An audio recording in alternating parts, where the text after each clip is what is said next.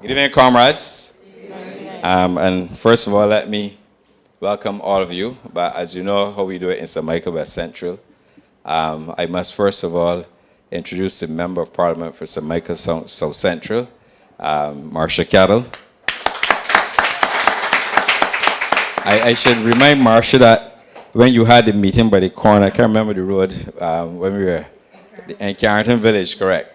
Some of the people who were here this evening, in fact, most of them actually, in fact, all of them, I think, were with us on that particular stomping ground, as you call it.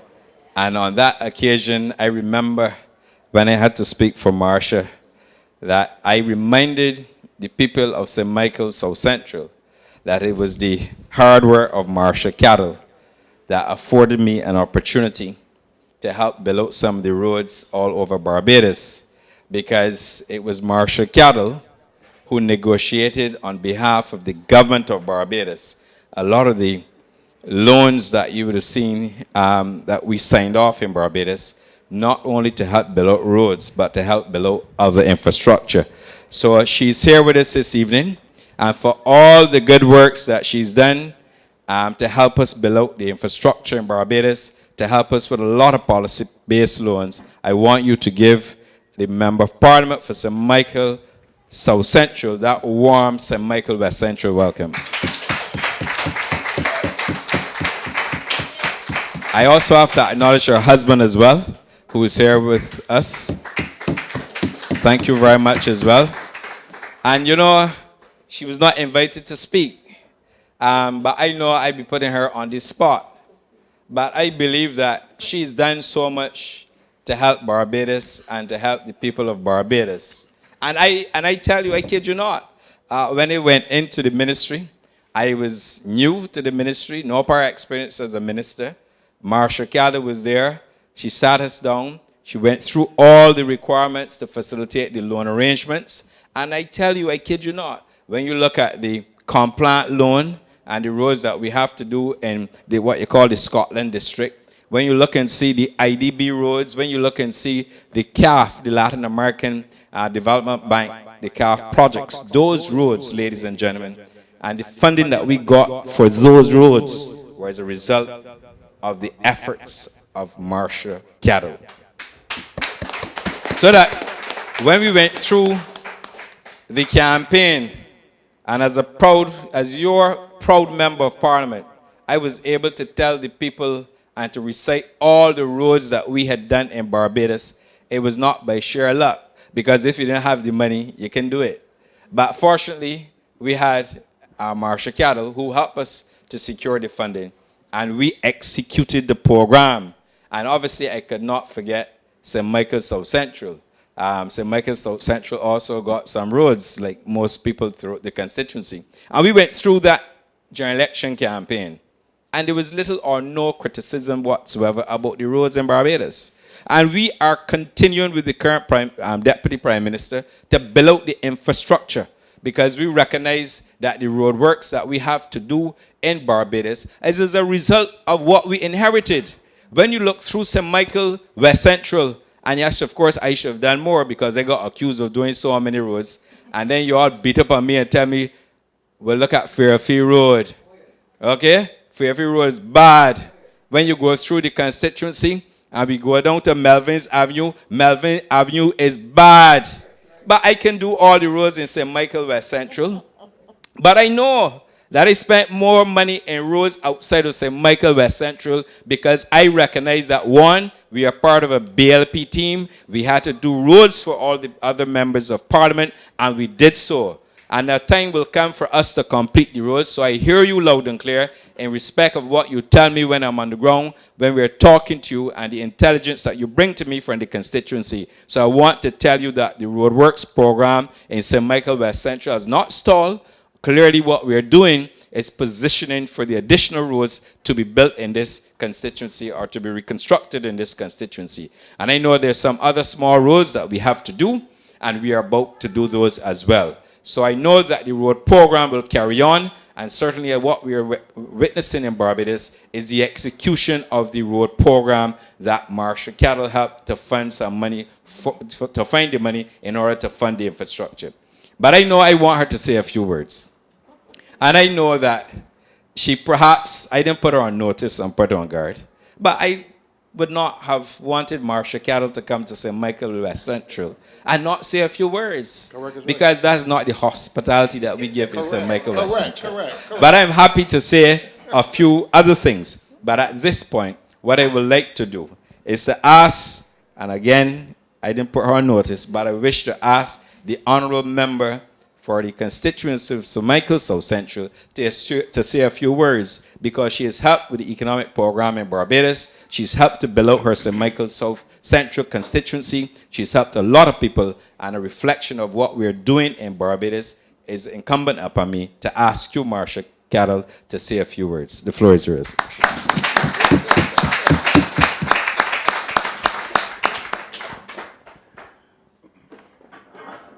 You know, when I was getting ready to come down the road, I told my husband, I don't know if I am going to stand, if it's all right. I don't know if I'm going to go by Ian, you know, because he's looking to set me up. And so said, so done. But it's good to have, to be reasonably predictable as a member of parliament. So I can't quarrel with him. I am so pleased to be here with you in St. Michael West Central. I came to lend some support to my wonderful comrade at this branch meeting, to lend some support to Minister Straughn, who I understand will address you, and to be part of the conversation on the government's economic program. At this time, I occupy a slightly different role in the Barbados Labour Party team.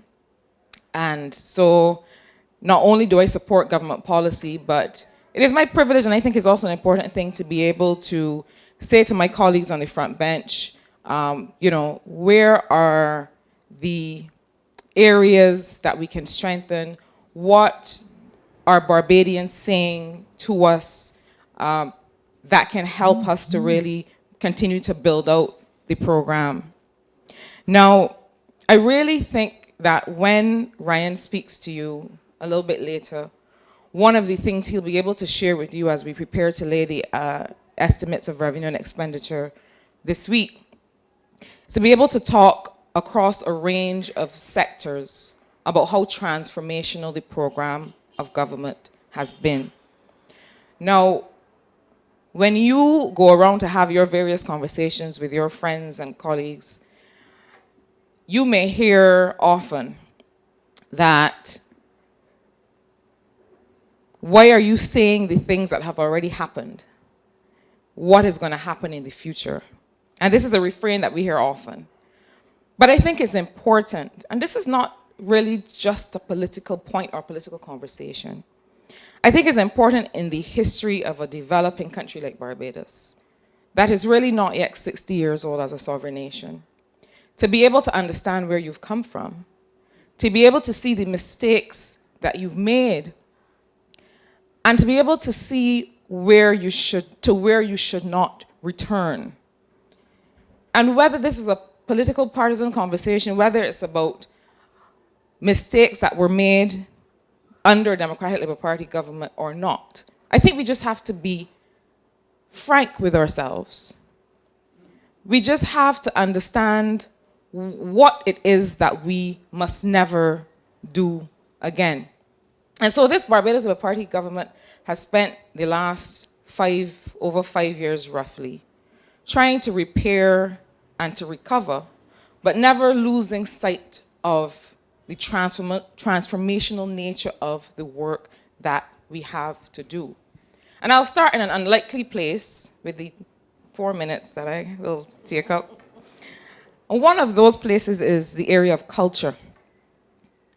And Ian, having spoken about all the work on infrastructure and all of the project and policy-based loans that we were able to take, and I'll come to that in a second, The reason I start with culture is that a lot of the work that we have to do as a nation is to be able to transform our minds and revision the potential of this country and of these people. I'm not sure if that was about the point I made or about Minister Straughn entering, but applause is applause. A big part of the job that we have to do is to revision what Barbados can be. And I say that as the right excellent Robin Rihanna Fenty prepares to take the stage at the halftime show at the Super Bowl. And if y'all have seen any of the coverage leading up to that, you know that in having the conversation, what she's been able to say is, listen, I'm a girl from Westbury Road. You know, I'm a little girl that was flying kites over Westbury Cemetery. And look where I am. And I think that the conversation in the culture sector has to be and has begun to become, and I really have to congratulate those working in that sector, has begun to become about where do we see ourselves. I tell people all the time, culture is not crop over. Culture is not fet and jump and wave. Culture for us is who do we think we are and who are we becoming? Where have we come from and where do we want to go? What does this republic mean to us? What does independence mean to us? Where are we going? And so whether it is the work that has been going on in culture and the process of national transformation that has to happen in schools through the education reform that you will soon hear about when Minister McConney speaks to the country, whether it is about the informal education that happens on blocks and in communities and through the Ministry of Community Empowerment, through the Ministry of Youth, through the Ministry of Sports, across government programs, you will see that even having had to lead a recovery, having had to build a homegrown Barbados Economic Recovery and Transformation Plan that we then took to the fund, to the International Monetary Fund to say, look, we've written it already. It is for you to be able to endorse it and go forward with us because we're not asking you to tell us what to do. We're asking you to support what we're doing. Having done all of that, we haven't lost sight of the transformation. I don't want to steal Ryan's thunder, so I won't tell you about the national payment system. I will let him give you that wonderful announcement. But I hear a lot Barbadians talking about how much easier it is to do certain things, and it isn't everything yet. It isn't everything yet. But we are on a journey. The last point I want to make before Ryan is introduced is that you will see a lot of rhetoric and hear a lot of noise about this issue of debt. And I have said over and over that every country in the world borrows. Every country in the world borrows. And if you have to build a house and it's going to cost you $100,000 to build the house, and you have $100,000 exact on the bank, are you going to take up the $100,000 you have on the bank and build the house? You are going to borrow because, one, you need to make sure you have a cushion for your everyday expenses. So the consolidated fund that Ryan helps to manage, that is responsible for meeting wages and salaries and the operations of government because it costs money to run a country. It doesn't happen by magic. So you have that consolidated fund that is mostly made up of revenue that government collects. And you use that for your day-to-day operating expenses. You borrow to be able to build out the long-term infrastructure and the long-term development of a country. So the people that say to you, oh, our children will have to pay this back. Yes, that's a simple answer. Yes, that is the nature of long-term development lending. But what we've been able to do when you look at the debt portfolio of the country is, unlike previous years, unlike the previous decade, where we had interest rates going all up in 9 and 10 and 12 and 13%, what we've been able to do is to negotiate terms, interest rates that are hovering around 1 and 2%. And we were able to do that because the lending agencies and the institutions started as of 2018, based on the work that we were doing to restore the economy, started once again to have confidence in this country, to have confidence in this Prime Minister, to have confidence in this Barbados Labour Party team. That matters. And so people will say that we are borrowing, and yes, we have to borrow. Canada and the US and Japan and all the others during COVID were able to print money. We weren't able to do that. But we were able to borrow. And I want us to understand that. Because previously, no one would lend us a cent. You know how bad your name has to be on the road for nobody not to even consider your loan application? They see the name on the thing, who, Barbados? Felt that way. Because at the time, the then government could not approach any institution to be able to borrow. And Ryan will perhaps speak to you a little bit about the plan to be able to begin the repayment. But the last thing I'll say on that is this, and I say it all the time, and I feel sometimes like I'm going to have to continue saying it forever. It is not so much the stock of the debt, the amount that you owe, it is making sure that you have the wherewithal to pay the debt, to service the debt, and still develop your country. So where we were paying under the Democratic Labour Party 68 cents out of the dollar just to service debt, just to pay back your loans. The last figure that I was aware of is 30 cents out of the dollar that this Barbados Labour Party administration was putting to service the debt, which means there's so much more space that you can use to build roads, to build houses, and so on. The other important thing is to realize this, that this Barbados Labour Party government has a different innovative approach to funding things. And one of those ways is to have things, what we call off balance sheet. The government doesn't have to pay for everything. The government doesn't have to build every house. If we have a program like the HOPE program that has the private sector investing in a way that is socially responsible, in a way that brings in renewable energy, in a way that brings in ownership of the income and of the wealth that that renewable energy is able to generate for every Barbadian, then we're now talking about development. So before I get too worked up and excited, and I see Clyde, before Clyde was making some similar comments about some of the ways we have to show that this is not business as usual, right?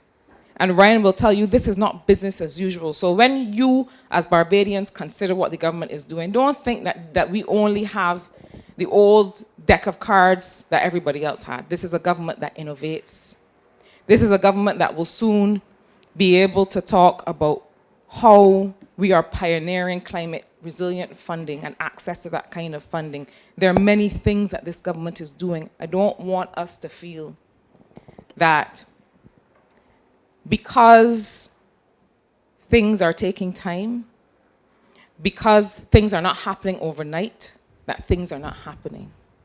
Where we found ourselves, the state of the roads, the absence of housing, that did not happen overnight. And I want us to be of good cheer. I want us to be of good courage, because this is a Barbados Labour Party team that is working. It doesn't mean that from time to time I won't nudge my colleagues and say where we should be working a little more, especially on behalf of St. Michael South Central. But this is a Barbados Labour Party team that I'm proud to be a part of, because we are working. And having been set up and ambushed by my good friend Ian, that is where I will close and allow him and you to continue with the meeting. Thank you. It's wonderful to be here.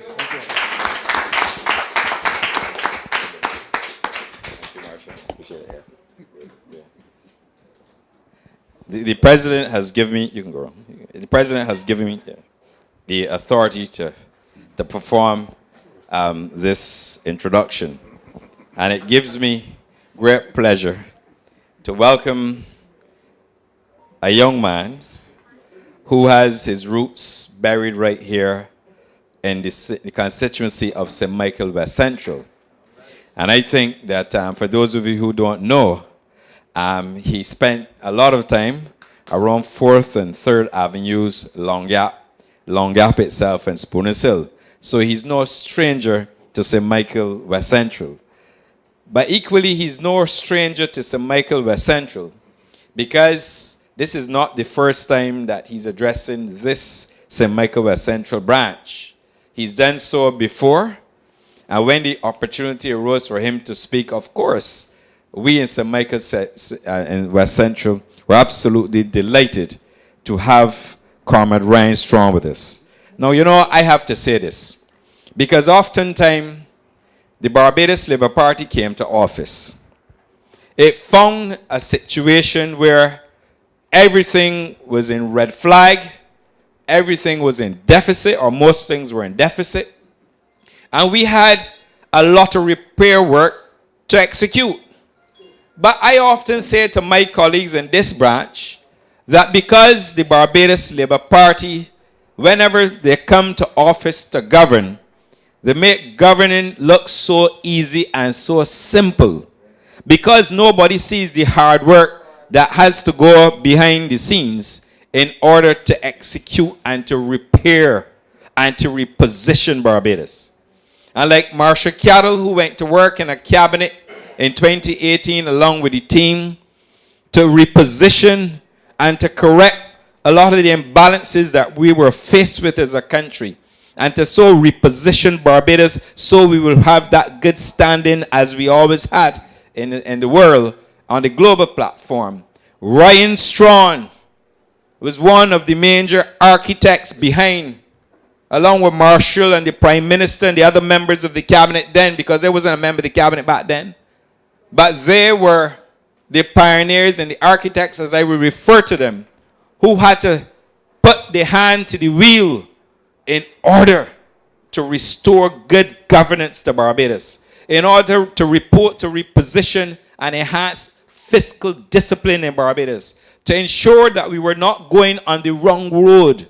And in short time, this gentleman, this honorable gentleman, as minister in the Ministry of Finance, along with the Prime Minister and other members of the team, has had to shoulder and to carry the weight on behalf of Barbados. And he's done an outstanding job. And the people in his constituency recognize the enormity of the task ahead of him, the work that he had to put in and day out, and almost every day, sometimes having to spend enough time with his family, and not having to spend enough time with his constituents. But the good Lord made it possible, because the people in his constituency recognize the hard work that he, Ryan Straughn, along with Barbados Labour Party economic team, put in Barbados to restore fiscal order to Barbados. And Ryan, I want to say, I've never said this here publicly, but I want to thank you. And I want to thank the people from your constituency as well, not only for returning you, but I want to thank you for the brain power. I want to thank you for your financial skills and discipline that has helped to reposition the Barbados economy, ladies and gentlemen. And I say that from my heart, because every now and again, as the old people will say, you have to go and nudge them and say, Ryan, I want some money to do this, and I want some money to do that. But oftentimes, you don't understand that he has to manage the treasury, and he has to make sure he can help everybody in every ministry. But you know what? He did so. And I will go back. When I was Minister of Transport Works and Water Resources, I recall when we did the estimates, I said, Ryan, I want some money to fix some roads. He says, no problem, I can give you some now. You spend that and come back. But you don't have to ask where you spend it. I spent it all. I went back to him. He said, Minister, you spent it all already? I said, yes. And then he taught me some things too. And I realized that, in public finance, sometimes you got something called the last quarter. And sometimes some ministries don't spend too. So I learned that early. So I went back knocking on the door. And I asked him, I said, well, I spent the money, I want some more. He said, take it light. You take it easy. And then before I blinked, he was able to give us more money. And he did a similar thing too when I was in the Ministry of Health. As Minister of Health, we had to get some funding for the QEH. And he did it in the last quarter to facilitate us. So all I'm trying to make the point, by emphasizing rather the point, that it takes brain power. Not a lot of talk that you hear people, some people can't read a P&L, can't read a balance sheet, can't read the estimates, don't know anything about government, don't know anything about governance, don't know anything about governing. And all of a sudden, they want to come and pretend that they know everything on the sun. But tonight is not the time for that occasion. Those occasions will come. And I know they are not as prepared as us. But we will do what we have to do as we have done in the past. But this evening, I want to welcome the Honorable Rand Straughn, the Minister in the Ministry of Finance, Economic Affairs and Investments, to address this evening. I welcome you, Rand.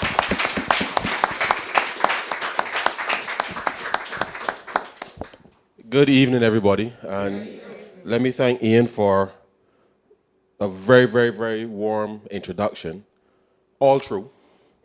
And that is important to understand because trust between government and people is fundamental. And I believe the last 4 years, 8 months, we have demonstrated why the people of this country repose their confidence in us. And I want us to remember that the journey will continue. And it will continue because we have been focused in executing the mandate that we came to you to say that we will deliver. And the truth is, COVID did a lot of things to the world, but it didn't deter us. None of you ever felt that we were not going in the right direction. Yes, there was fear because we weren't sure what was happening. The economy stopped very quickly, but you knew that you had a government working on behalf of you and your family, your community. And I think it is important that we understand today as we emerge in this post-COVID environment, now that people seem to have found some voice, that as Barbadians, we do not allow ourselves to fall victim to misinformation and disinformation. But let me go right back to the beginning, and I will come back to that specific point.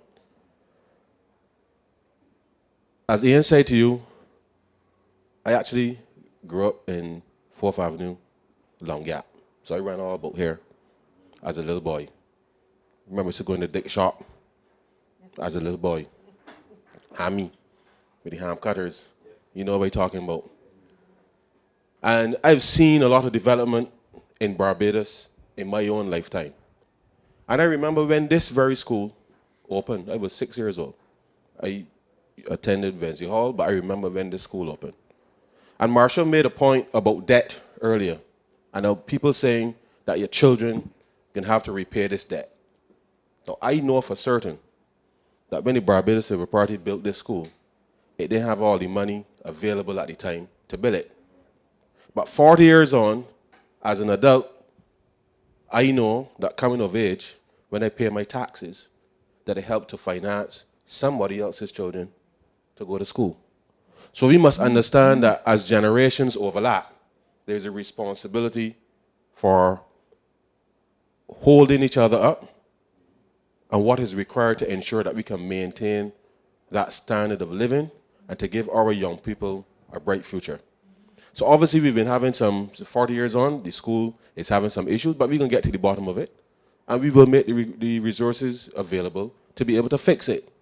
But the reason that we can do that, ladies and gentlemen, because you have a government, as Marsha said, we were prepared. We were prepared. COVID demonstrated to all and sundry the level of preparation that we had put in and executed. And whilst I don't expect Barbadians to fully understand the macroeconomic picture, I remember listening to a contribution in the House by the late Owen Arthur, reflecting on the stewardship of the Democratic Labour Party.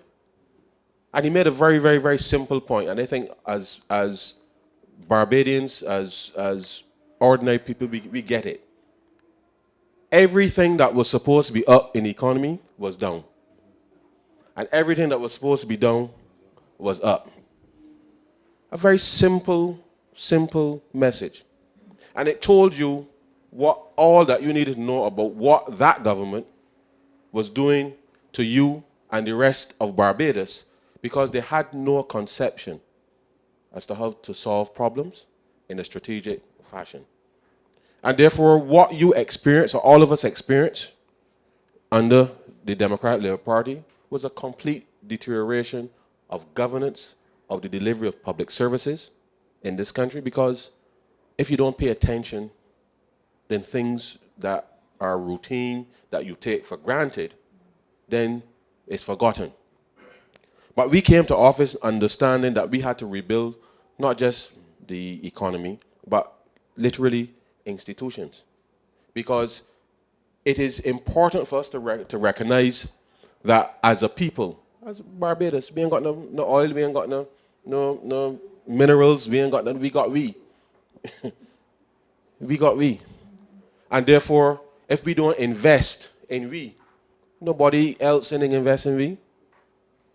And as a little boy growing up here in Longyat, seeing the development that is taking place right here in Grisettes and right across Barbados, it is because my parents' generation, my grandparents' generation, ensured that little boys like me, as you said, Marsha, little girls could fly kites in the cemetery and get where they get today because we invested in the future. And therefore, as we reflect on where Barbados needs to go today, and it's something that we all must understand and appreciate, because I really don't know what would have happened to me if I had 3 years of little or no real schooling. And I say that in the context that our children and grandchildren have just gone through 3 years of complete disruption of their education. And therefore, if we ask ourselves, where would we be if we had experienced that kind of disruption? It is mind-boggling. So we now have to make sure that we redouble our efforts to make sure that the children who experience COVID, that we do everything that we can to close that gap. Because it's not going to manifest itself today. It's going to manifest itself in 10, 15 years' time, 20 years' time, when you're starting to see, if you don't fix it, it will manifest itself then, because you will need skills and people to take over. And therefore, it's something that we must be absolutely focused on. So once I've come here today to talk to you about the economy, I want you to understand that the economy is only as good as each of us being able to fulfill our greatest potential. And therefore, being here in a school, it is important that we understand that we had to reset the order of education in this country when we came into office. And I want to remind Barbadians of that. Because whilst I know for a fact that I could not, my mother or my grandmother could afford for me to go to the university. And I don't want to only focus on the university, but it is important that we understand that we must build a path for people to be able to get through in this country. And investing in our young people is absolutely paramount. Absolutely paramount. Because, like Marsha, I had no interest in becoming a politician, so to speak. But my country invested in me. And therefore, when the country called on me to stand up, I was ready to stand up for my country. And that is what we have to make sure that we do for our children today. Because coming out of this post-COVID, in this post-COVID environment, we must redouble our efforts so that our children don't lose faith in Barbados. And I hope that tonight, when they watch the Super Bowl, I'm not an American football fan by any stretch of imagination, but it is inspiring to be able to make sure that you see a Barbadian, a girl from Raspberry Road, a girl from Cormier,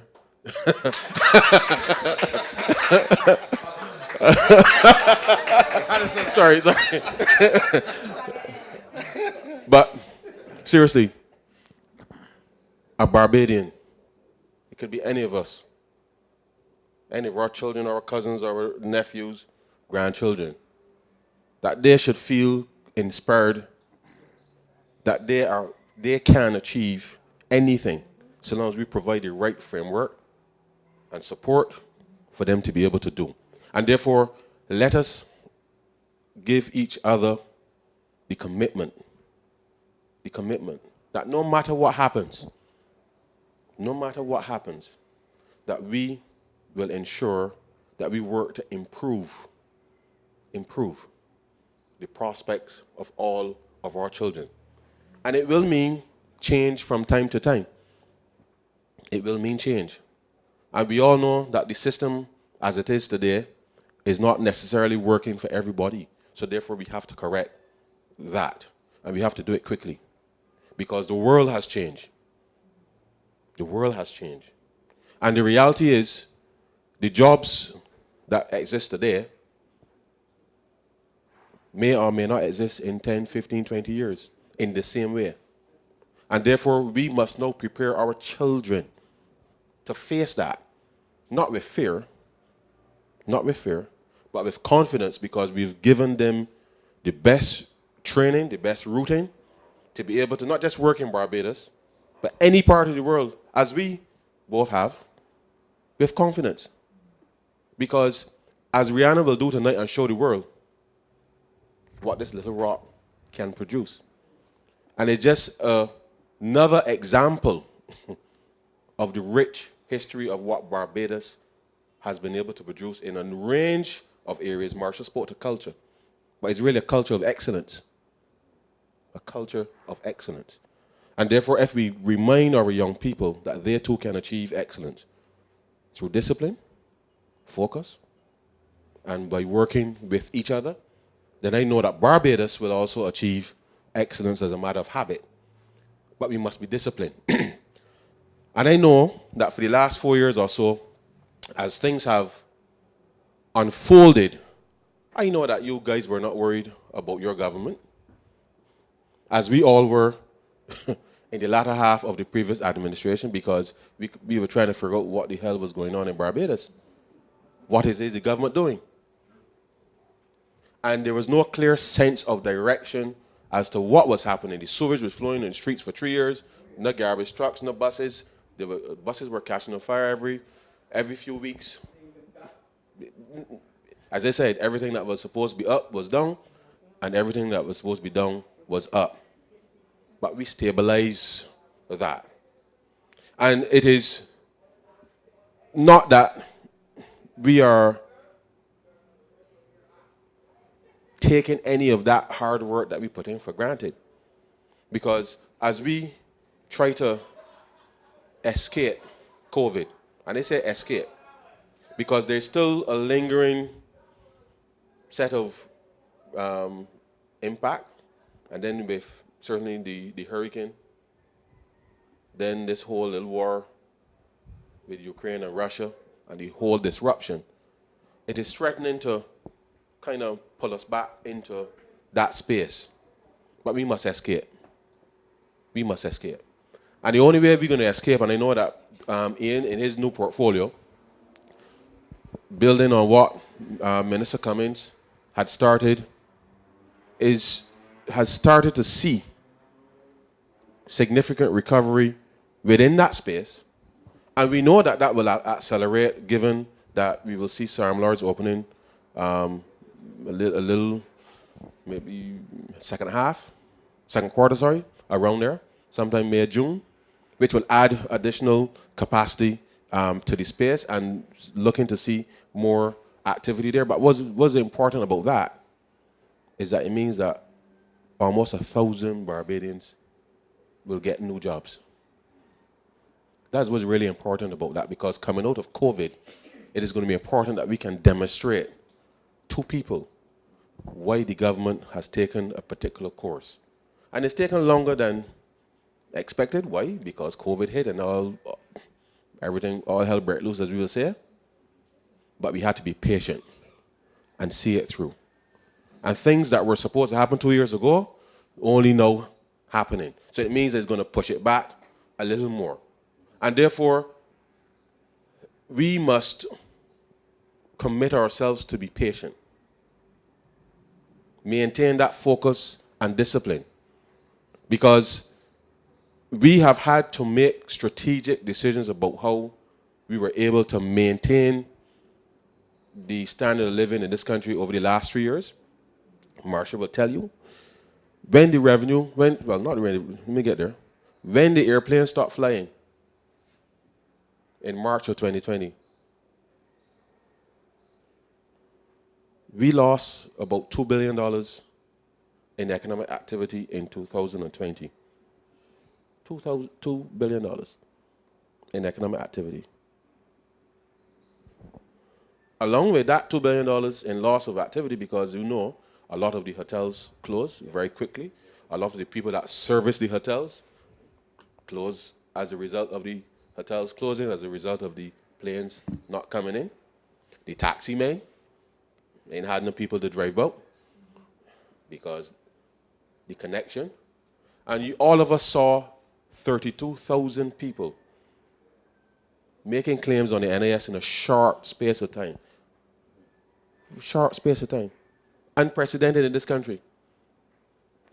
And as a result of all of that, the government recognized that we were going to lose revenue because if people aren't working when the week come, they in a VAT paying when the hotels make the purchases, when the guests come in and consume the services. The taxi men are driving boats, so the fuel tax that they would normally collect wasn't there. All the freight that is associated with the logistics around the hotel sector wasn't there. $600 million in revenue we lost. But we did not throw up our arms and say, oh shoot, we ain't know what to do. Marsha Cattle get to work fast. Fast. And I saying so in your presence so that fast. Because people talk about the borrowing, right? And just to be clear, to be absolutely clear, when we came to office, the debt was $18 billion. $18 billion and little piece. 18 billion. Yeah? We restructured, did everything. By the time we got to March, and it was 18 billion, 76% of GDP. Yeah? By the time we got to March 2020, it was 12 billion and 12.7, 12.8 billion, roughly, 118% of GDP. So we had started to bring the debt in under control. Everything was, well, you remember the gathering. Remember the gathering was in St. Lucie, and then we was in St. Peter, and things, there was a certain vibe and different feel in Barbados in early 2020 than when we came to office. You remember? That wasn't by accident, you know. It's because you had seen in that time the mission critical elements that we said that we would deliver. You saw for yourself as Barbadians. And therefore, 2020 was supposed to be the year that we were going to reset and push ahead. But COVID happened. So we lost the $2 billion in economic activity, $600 million in revenue. But we then decided to send home people, because if we'd have sent home people, it would have met the 32,000 from the private sector, which is all of our families. And everybody in here knows somebody. Everybody in here knows somebody that lost the job because of COVID. And the government took a very, very clear strategic decision that we were not going to add to the problem because it was an external problem. What we didn't know is how long it was going to last. But we know it had to be resolved at some point. So the question was, what will we do now, faced with this completely unprecedented circumstance? What will we do now to maintain the stability in this country? Because in 166 square miles, then we no way for nobody to run. But yeah, not really. So we decided that we will not add to the problem. Because if you lose $600 million in revenue, You got expenditure still to maintain. Public services still got to get delivered to the public. We determined that we were going to take a different path. We had to increase our expenditure because Harrison Point had to be built. We had to devote resources to COVID. And we made a determination that we were going to introduce specific programs, fast track specific things to be able to keep the economy ticking over as quickly as we could have it done, to try to make up for the $2 billion that we lost in activity. Now, we had to make some decisions. And Marsha got to work really fast. So the debt that people are referring to today, and I want us to be clear. We had no intentions of borrowing the money, you know. We had no intentions of borrowing any money. We had a program that was financed, and when I say borrowing, we had the support of the IDB, we had the support of the CDB, CAF. At that point, we had a clear flight plan for BERT 2018 for 4 years. Clear as day. Clear as day. And we were on that trajectory. But COVID hit, we had to respond. Now, what was important is that having done the work that we had done, and Marsha made the point very clear. Very clear.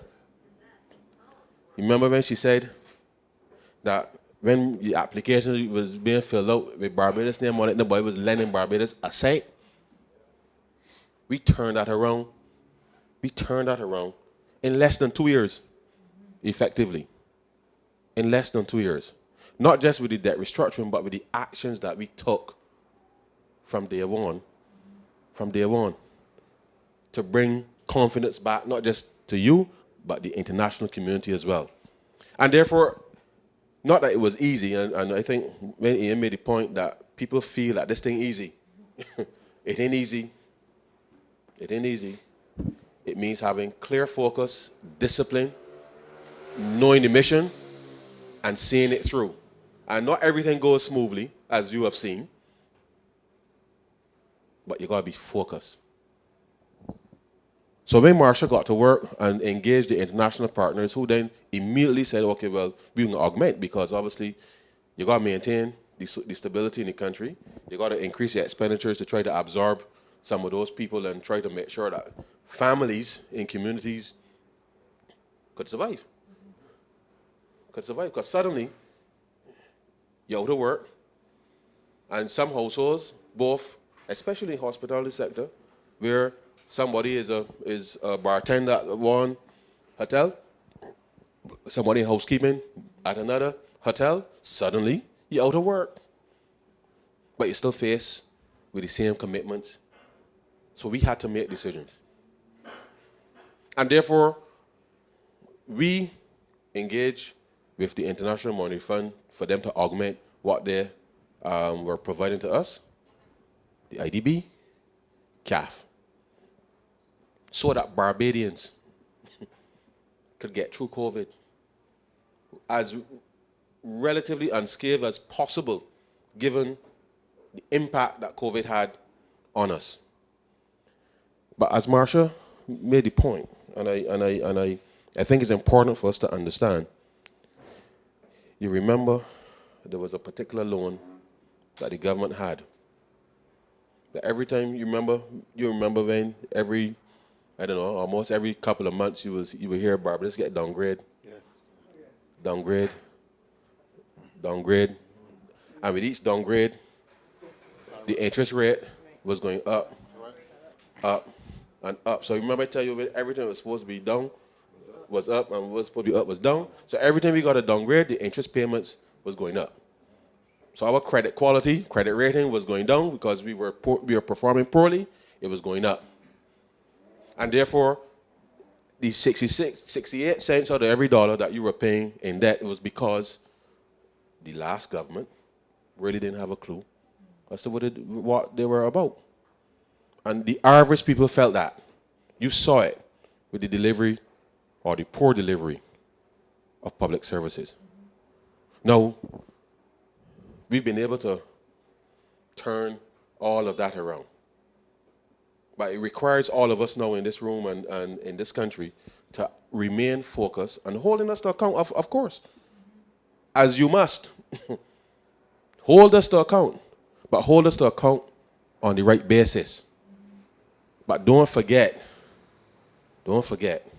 where we came from. And I'm a very proud Barbadian. I don't ever want Barbados to go back to anywhere close to anything like that. Because there was a certain callousness to the way this country was governed. And ordinary people suffered as a result of that.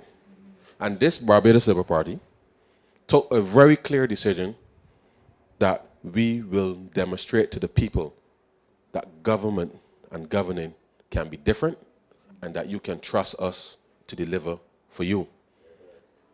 COVID-19 came and we determined we had to change course slightly. We still had the targets and the missions in mind, but we had to change course because we had to respond to your needs.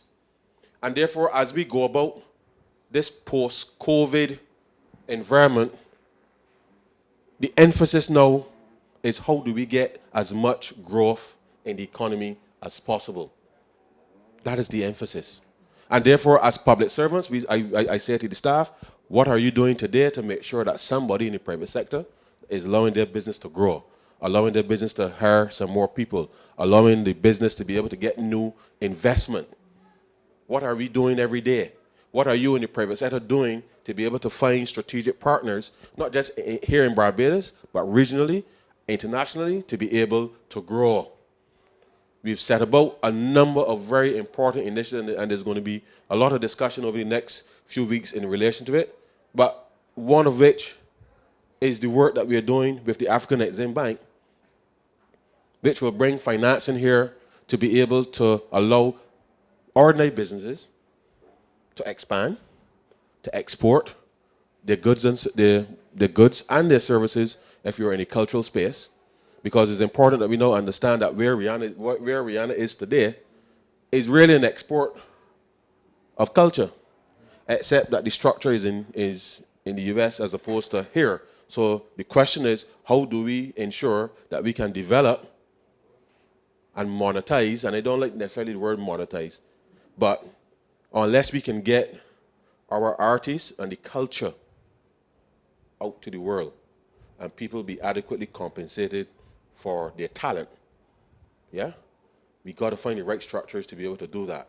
So whether it is a traditional business exporting their physical good, or young people, I see some people here with some cameras, and I know they got a fairly vibrant local film industry. We're gonna have some policy announcements about that pretty soon. I won't say that just yet. Stuff has to go through the process, but it is important that we create these frameworks and these linkages now, to be able to unlock this potential. So it matters not to the government of Barbados what is growing specifically, so long as ordinary Barbadians are involved, seeing growth not just in their incomes, but what we also want to see done is that people take up a little $500 or $1,000 or whatever it is and invest and see a return on that investment being turned over. But to do that, we need the right structures. You need trust. You need faith. And therefore, when the international community, as Marsha can attest, says, well, we believe in Barbados because we have seen what the government of Barbados, what you've done, to give us the confidence that we can invest in Barbados, then I ask myself, well, why are Barbadians not similarly confident with respect to the way forward? And therefore, engaging in the development of the country is going to be one part of how we also allow ordinary Barbadians to participate. Now, whether it's renewable energy, whether it is RAM bonds, whether it's boss bonds, whether it is whatever the opportunities are, a bond being raised to deal with culture, we got to take a risk on our people. We got to take a risk on our people. And I know that the world is filled with a lot of sad cases. But true investment is true investment. Because if you know who you're investing in, yeah, if you know who you're investing in or with, then you will have, not that there isn't risk, you can always mitigate risk. But if you know who you're investing in and where they're going, then you will have no fear with respect to the return on that investment. And therefore, as we embark now in a post-COVID environment, we need Barbadians now to step up. During the pandemic, we issued the first set of boss bonds. Very successful, actually. Very successful.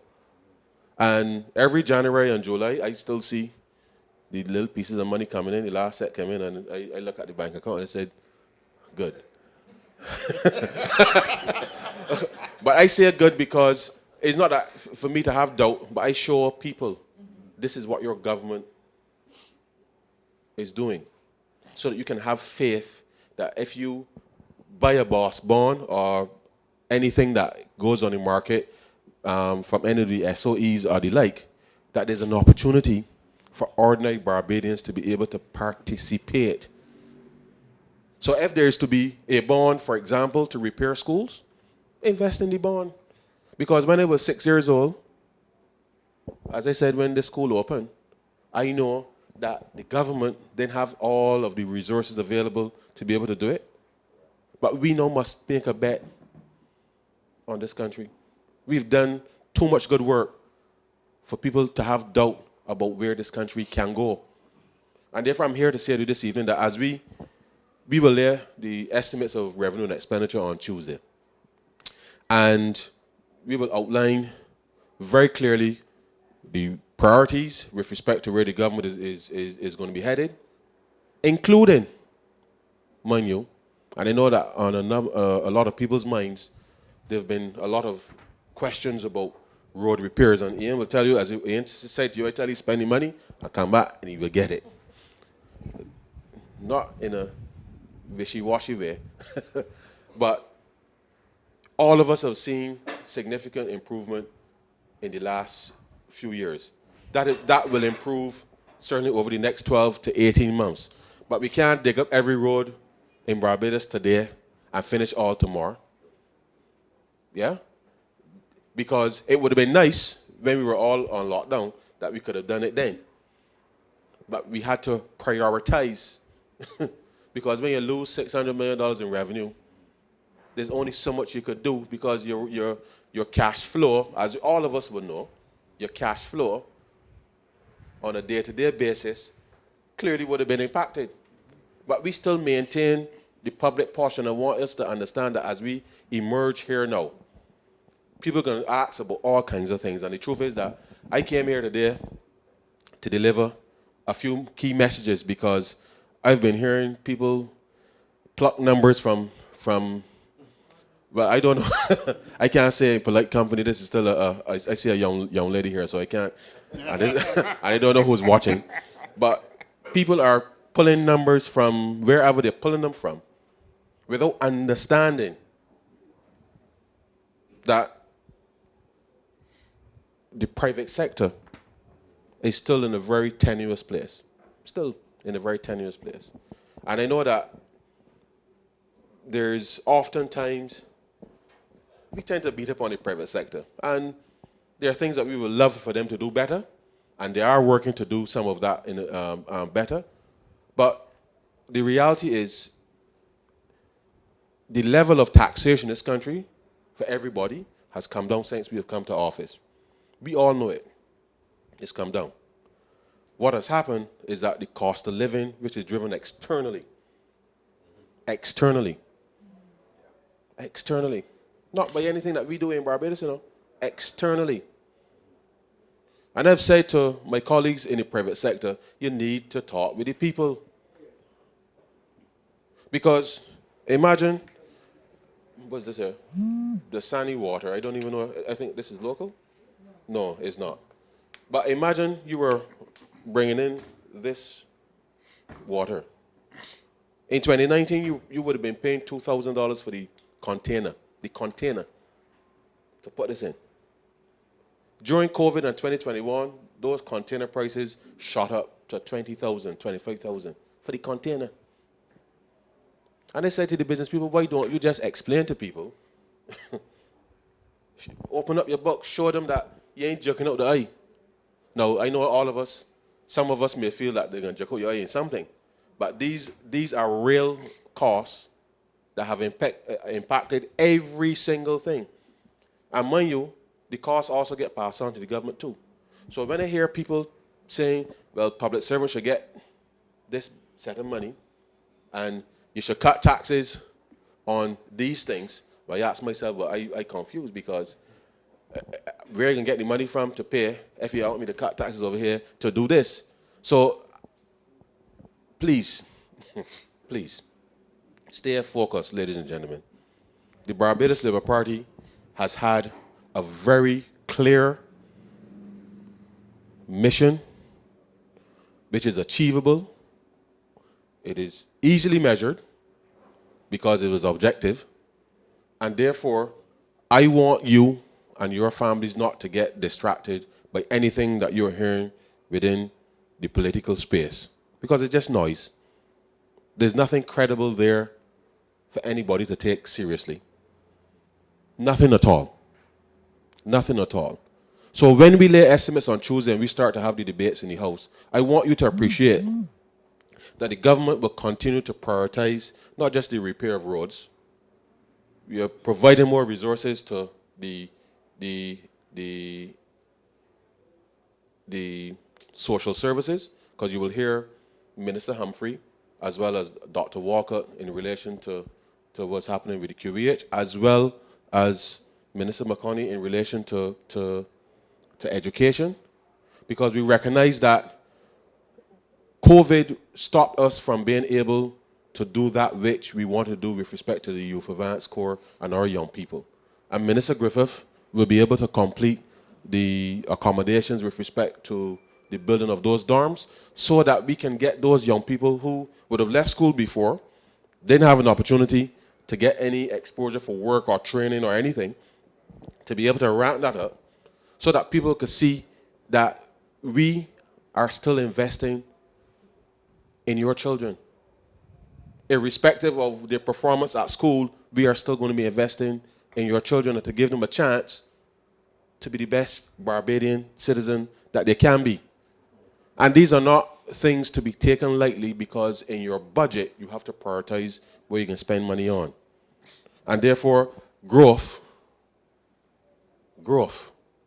is going to be important for all of us to participate in.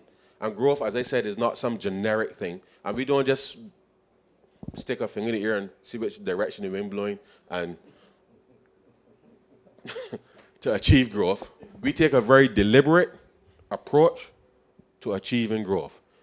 Now, if I waited to the end of the quarter to ask the Director of Finance or my PS, well, what happened to the revenue, then I would be irresponsible. We just track the revenue every day. We try to understand the patterns and predictability and make sure that the institutions are working. We track everything and try to respond to make sure that ahead of time, if things are going to go awry, that you can intervene to minimize any fallout. But the world keeps changing on us. The world keeps changing. Somebody always publishing a list about something, who ain't on somebody gray list, the black list, the whatever list, everybody issuing lists. And we've spent a lot of time trying to get off of these lists. Too much time, in my view. But we've spent it. And we've spent that time because we understand the importance and the impact that it has on ordinary Barbadians. Because when companies decide they're not going to do business here because your name on a list, then you got to pay attention. And you fight, and you fight, and you fight, and you fight. So in every forum that I engage in, I raise it. Because unless you give yourself space to be able to do what you have to do, fight for Barbadians. That is what this government has been doing from day one, fighting for Barbadians. And therefore, whatever the challenge, whatever the circumstance, this government will continue to fight for Barbadians. Now,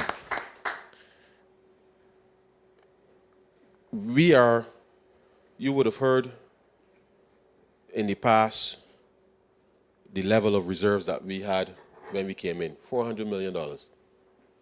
Today, it is just about $2.7 billion in reserves that we have in the country.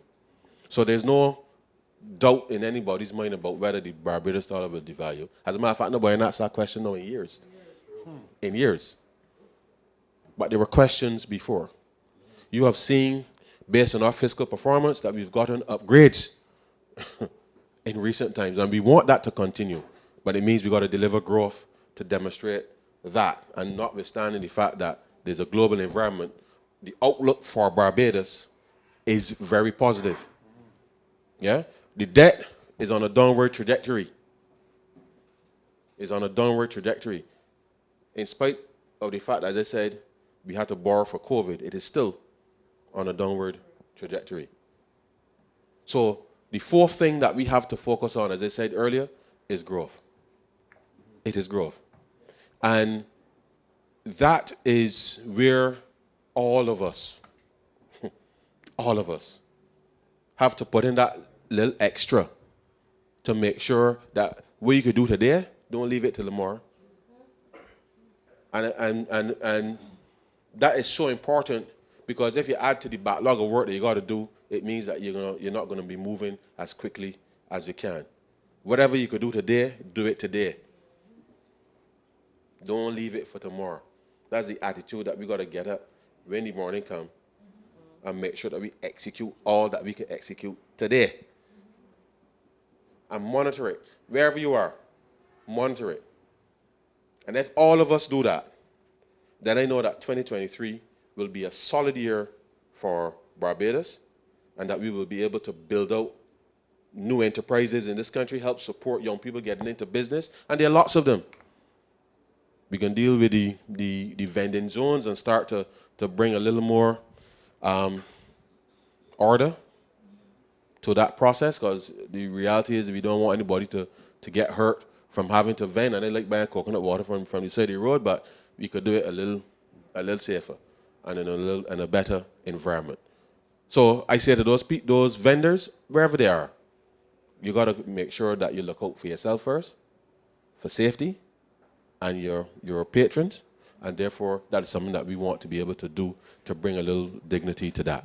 Now, Marshall mentioned the payment systems, and I want to say to Barbadians that 4 years ago I met with the financial institutions to start to look at how our payment systems are structured. And I know that for most people, their interactions with financial institutions can be a little frustrating. And the truth is, when we did that assessment, you had institutions that were way ahead and ready to go, but then you had people that had not made any significant investment in their systems for ages. And I raised this in this way because, notwithstanding the fact that it was delayed because of COVID, they have all made the investment and the changes that I asked them to make to be able to make sure that we can do payments in real time. Now, why is this important? Why is this important? I know that I remember when I got my first job at the central bank, and then when I get a checkbook, I feel like a man because I can write a check. Because when I was growing up, seeing people write checks was, me feel a man. I get my checkbook. And because that was the thing. I mean, that was the thing. But over time, and this is where we now need to understand, over time, when you continue to do those things, not that there's anything wrong with writing checks, so I'm not saying that there's anything wrong with writing checks, but the amount of time and effort that it takes for check clearing and reconciliation in your business, in the banks, you're waiting in line to cash the check, all kinds of time. Yeah? Time that really and truly you should be doing something a little more productive, because if you can get paid, get paid. So therefore, we have between the commercial banks and the credit unions, and there's some other persons who will be on board with respect to the payment systems. I'm saying to all Barbadians, let us come in to the 21st century fully. Let us bring the Barbados economy into the 21st century fully. Because all of us in here, I'm sure, they shop on Amazon. All of us. They shop on Amazon. And none of us can write a check to shop on Amazon. So if all of us shop on Amazon, most of us may have a Netflix account. Yeah? You can't write a check to Netflix. Therefore, let us recognize that if we make that similar switch to what we do every day,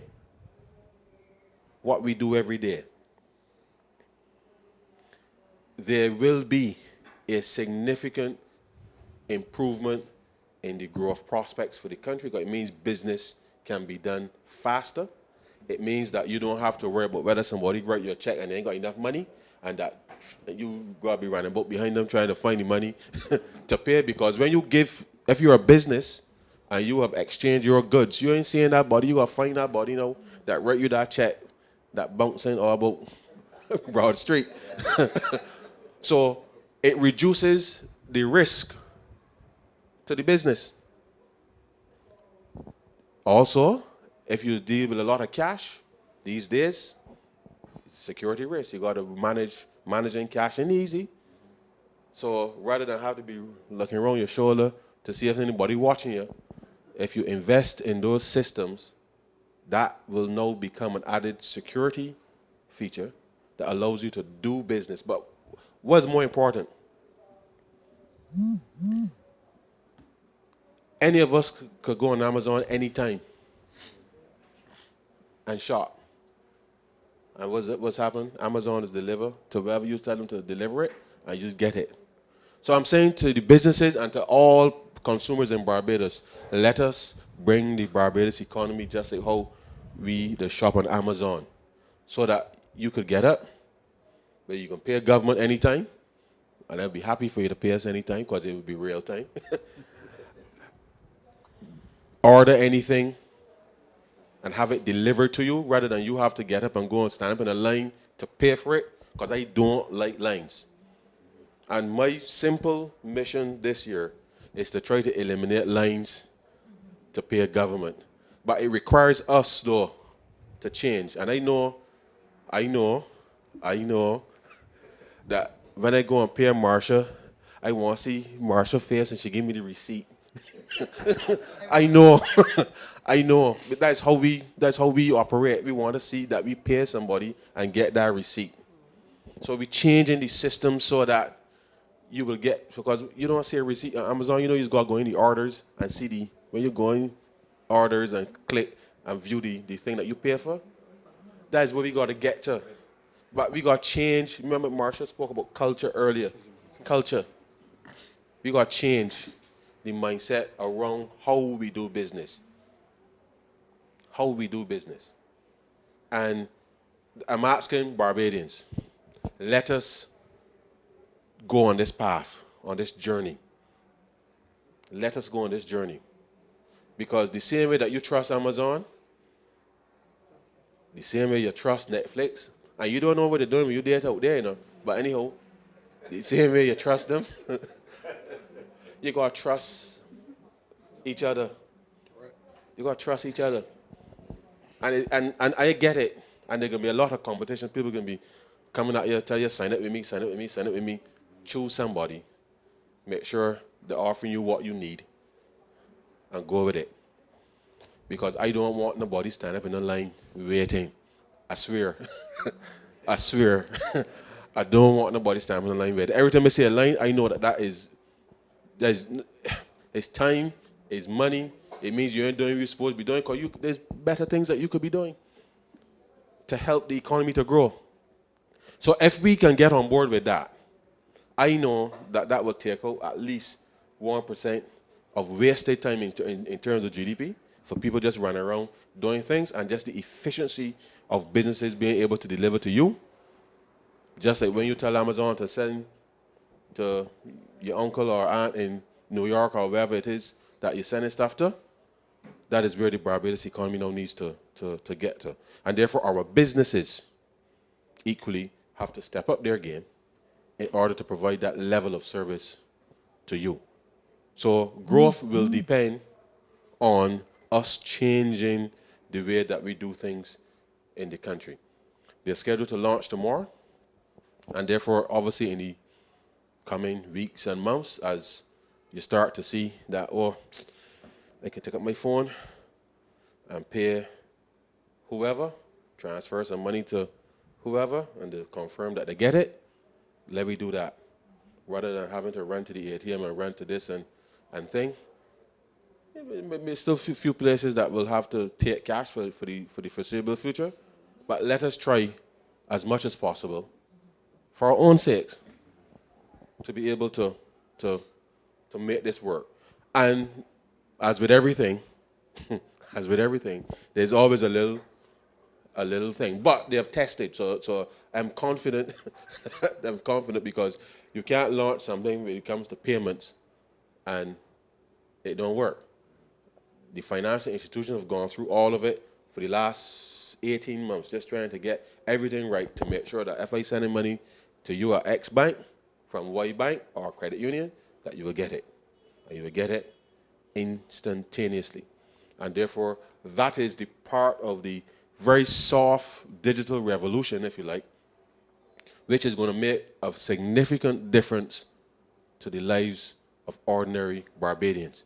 So nobody ain't going to give you a check and you wondering, unless you want to take a check and wait the 3 days, not wait the 3 days, wait till you get to the bank, deposit it, wait the 3 days, 5?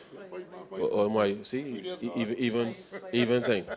So rather than expend all that time only to figure out that the thing had enough money and you got to go back to the body, let us try and get on board with respect to being able to do that so that we can move this process forward. Now, ladies and gentlemen, 2023 and beyond will require, it will test us. It will test us. And the reason that it will test us is because the world continues to be turbulent. I don't know if anybody noticed, but I realized there are a lot of strange objects flying around the place. And I raise that because the geopolitics is something that will affect all of us. And therefore, we are monitoring just to get a better understanding as to where things will land. But clearly, we need to make sure that we can build as much resilience locally to be able to try to shield as much as possible from what may happen on the outside. And therefore, the Ministry of Agriculture is embarking on a very ambitious food security program in Barbados, which means that whatever little ground, because as a matter of fact, when I was living over here, my grandmother had a nice, I don't know how much, it really was a kitchen garden because there ain't really much, we just go to the shop for rice and those things, but my grandmother had everything inside that little kitchen garden. So wherever little room you have, you got to plant something. You got to plant something. Whilst I would love for you to go to the supermarket and buy and see the growth going up, but there's an element to security, food security, that we can all participate in. And therefore, the Ministry of Agriculture will advance the work that it is doing within that space. I want you to participate, as I would. I really ain't got no green thumb, but I can try. But you got to participate. And if we all participate, then it means that the commercial agriculture can then focus on exports. And there's a very ambitious plan to be able to export about 50 containers of sweet potatoes a week, which is no mean feat. So you can imagine the amount of sweet potatoes you gotta grow to be able to get to that kind of thing. That is the kind of ambitious plan that we have, which each of you can participate in. And this is the kind of opportunity that we want to be able to roll out to Barbadians, not just for the commercial farms, but for ordinary Barbadians also to be able to participate in that space. There's going to be a significant amount of fish farming and mariculture involved in terms of being able to do that. Opportunities, again, for young people, everybody, to be able to participate in. So agriculture will see a revolution of sorts, but it can only happen if each of us take the time to be able to figure out how we want to participate and don't listen to the noise. Get the right information, make the right decision, and therefore allow us then to be able to grow. But we want the growth to be inclusive. And inclusive means you and your family, not investors necessarily from outside coming in to do the growth, to drive the growth. We want you to participate in the growth. And therefore, get the right information and let us ensure that we can build that resilience within the domestic space, because as things are happening internationally, we don't know where that will land, but we need to make sure that we build enough of a buffer to allow Barbadians to be able to live comfortably, notwithstanding what may be happening internationally. So do not worry about the fiscal situation. Do not worry about the reserve situation. Do not worry about the debt situation. Let us focus on growth. And when we focus on growth within our communities, let us focus on investing in young people, which will deliver more growth down the road. Let us do that together. Let us stay focused. And I know that Barbados will come out on top and shine bright like a diamond. Thank you very much.